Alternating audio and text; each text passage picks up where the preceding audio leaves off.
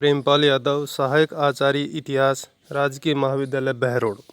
आज हम इस वीडियो के अंतर्गत बौद्ध धर्म के संदर्भ में चर्चा करेंगे। 6ठी शताब्दी ईसा पूर्व भारत के पूर्वी भाग में बौद्ध धर्म की स्थापना हुई थी।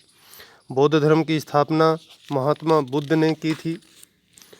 राजसी जीवन एवं सुखी दाम्पत्य जीवन को त्याग कर सत्य की खोज में घोर कष्टों एवं कठिनाइयों का सामना कर ज्ञान प्राप्त किया था। ज्ञान प्राप्ति के बाद उन्होंने बताया कि मनुष्य स्वयं अपने भाग्य का निर्माता है। उन्होंने वर्ण भेद एवं जाति भेद को निरर्थक बताया और दुखी मानवता को जीवन का सही और सरल मार्ग बतलाया। गौतम बुद्ध का जीवन। महात्मा बुद्ध का जन्म 563 ईसा पूर्व में, कुछ विद्वानों के अनुसार 566 ईसा पूर्व में शाक्य क्षत्रिय कुल में सुधोधन के यहाँ लुम्बिनी वन में हुआ था। इनके बचपन का नाम सिद्धार्थ था। इसकी जानकारी अशोक के रोमनदेही अभिलेख से मिलती है। गौतम की माता का नाम महामाया था, जो कौशल गणराज्य की कन्या थी। माता का निधन गौतम के जन्म के 7 दिन बाद ही हो गया था। इनका लालन पालन इनकी भी माता गौतमी ने किया था। गौतम के जन्म के समय ब्राह्मण कौंडिन्य एवं तपस्वी कालदेवल ने भविष्यवाणी की थी कि यह बालक बड़ा होकर या तो चक्रवर्ती सम्राट बनेगा या महान सन्यासी। इनके पिता ने इनका लालन पालन राजसी ऐश्वर्य एवं वैभव के वातावरण में किया तथा इन्हें राजकुमारों के अनुरूप शिक्षा दी। परंतु बचपन से ही वे अत्यधिक संवेदनशील एवं चिंतनशील स्वभाव के थे। प्राय एकांत में बैठकर वे जीवन मरण सुख दुख आदि समस्याओं पर गंभीर रूप से विचार किया करते थे। उन्हें इस प्रकार सांसारिक जीवन में विरक्त होते देखकर इनके पिता को गहरी चिंता होने लगी। उन्होंने सिद्धार्थ को सांसारिक जीवन में व्यस्त करने का प्रयास किया। 16 वर्ष की आयु में ही इनका यशोधरा के साथ विवाह कर दिया गया। यशोधरा एवं सिद्धार्थ के एक पुत्र उत्पन्न हुआ जिसका नाम राहुल था।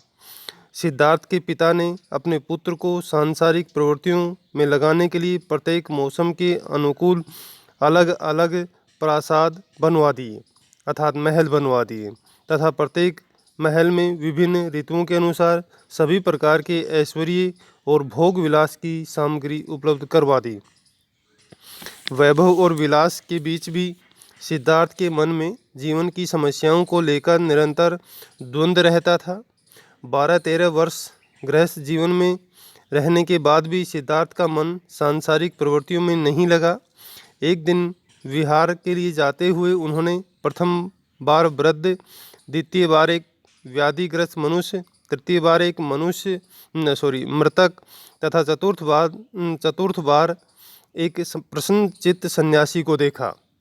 मानव को दुखों में फंसता हुआ देखकर उनका मन खिन्न हो गया।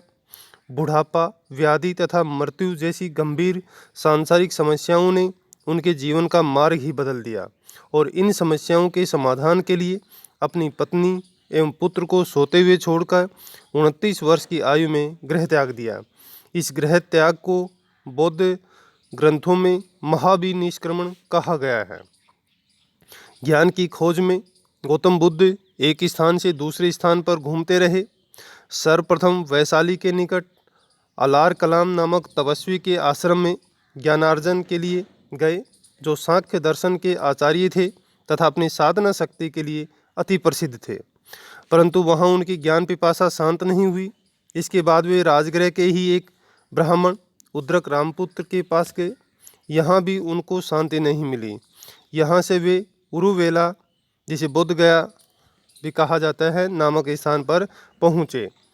यहाँ उन्हें 5 ब्राह्मण साधक सन्यासी मिले। प्रारंभ में इन्होंने कठोर तपस्या की जिससे इनका शरीर जर्जर हो गया।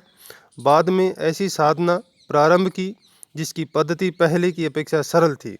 इस पर इनके साथियों से मतभेद हो गए तथा वे उनका साथ छोड़कर सारनाथ चले गए। 6 वर्षों की साधना के पश्चात 35 वर्ष की उम्र में वैशाख पूर्णिमा की रात को पीपल वृक्ष के नीचे इन्हें ज्ञान प्राप्त हुआ। तभी से वे बुद्ध कहलाए। उस वृक्ष का नाम बोधि वृक्ष तथा उस स्थान का नाम बोधगया हो गया। ज्ञान प्राप्ति के पश्चात बुद्ध अपने ज्ञान और विचारों को जनसाधारण तक पहुंचाने के लिए उद्देश्य से निकल पड़े और सारनाथ पहुंच जाते हैं।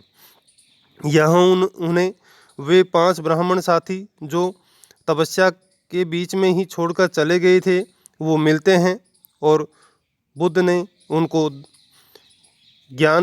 अपने जो ज्ञान की धर्म के रूप में दीक्षा दी। यह घटना बौद्ध धर्म के इतिहास में धर्म चक्र प्रवर्तन के नाम से जानी जाती है। बुद्ध 45 वर्ष तक अपने धर्म का प्रचार करते रहे।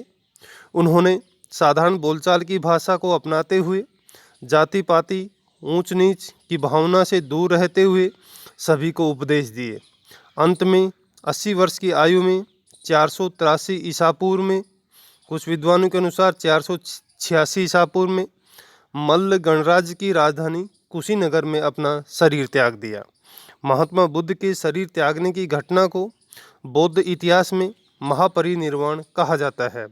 बुद्ध का अंतिम उपदेश था, हे भिक्षुओं, तुम आत्मदीप बनकर विचरो, तुम अपनी ही शरण में जाओ, किसी अन्य का सहारा मत ढूंढो, केवल धर्म को अपना दीपक बनाओ, केवल धर्म की शरण में जाओ।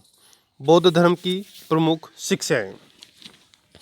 महात्मा बुद्ध जगत और जीवन को लेकर चले। उन्होंने जीवन को जैसा है वैसा ही मानकर व्यवहारिक दृष्टिकोण से इसकी समस्याओं की खोज की। उनका धर्म व्यवहारिक धर्म था जो मनुष्य की उन्नति का साधन था। बौद्ध धर्म जीवन का विषय है और इसी जीवन में निर्वाण की बात कहता है। वह नितांत बुद्धिवादी है और उसमें अंधविश्वास और अंध परंपराओं के लिए मूल रूप में कोई स्थान नहीं है। उनके धर्म का आधार मानव का कल्याण था। बौद्ध धर्म की आधारशिला उनके 4 आर्य सत्य हैं और उनके अन्य सिद्धांतों का विकास इन्हीं 4 आर्य सत्यों के इर्द गिर्द ही घिरा हुआ है। 4 आर्य सत्य निम्नलिखित थे: दुख, दुख समुदाय, दुख निरोध मार्ग। सबसे पहले चर्चा करते हैं दुख। बुद्ध ने संपूर्ण मानवता को दुखी देखा। उनका कहना था कि जीवन दुखों तथा कष्टों से परिपूर्ण है। जिन्हें हम सुख समझते हैं वे भी दुखों से भरे हुए हैं। चारों ओर दुख ही दुख है। दूसरा सिद्धांत है इसमें 4 आर्य सत्य का, दुख समुदाय। प्रत्येक कार्य का कोई न कोई कारण होता है, अतः दुख का भी कोई कारण है। दुख का कारण अविद्या। दुख निरोध। जिस प्रकार संसार में दुख है और दुख का कारण है, उसी प्रकार दुख निरोध भी संभव है।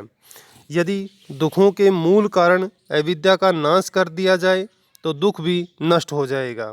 दुख निरोध को ही निर्वाण कहा गया है। दुख निरोध मार्ग। कोई भी व्यक्ति बुद्ध द्वारा बताए मार्ग पर चलकर दुखों पर विजय प्राप्त कर सकता है।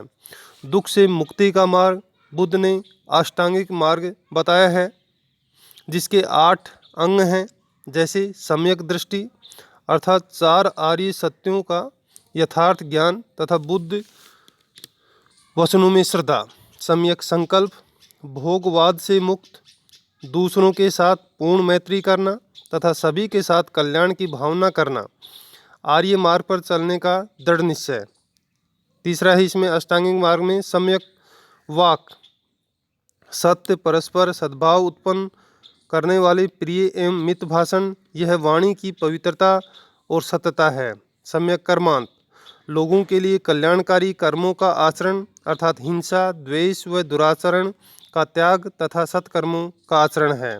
सम्यक आजीव, जीवन यापन के लिए ऐसा व्यवसाय करना जिससे समाज को हानि न पहुँचे अर्थात शुभ एवं सत्य मार्ग से आजीविका चलाना।